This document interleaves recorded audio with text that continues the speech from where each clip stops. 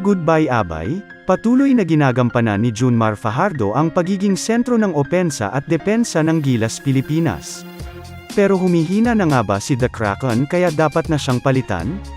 Bago yan, like and follow na para hindi ka ipagpalit sa malapit idol.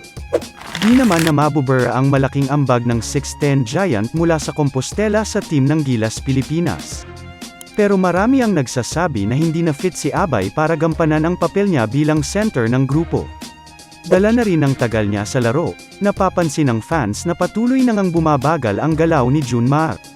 Sa mga laro naman ito sa PBA ay kakikitaan mo pa rin siya ng husay. Kaso nga lang ay marami na rin siyang history ng pagiging prone sa injury. Ito ang nakikitang dahilan ng fans kaya marami ang nagsasabing dapat na munang magpahinga si Fajardo. Siya ang itinuturing na poste at pundasyon na sinasandalan ng Team Pilipinas bilang center kaya naman malaking kawalan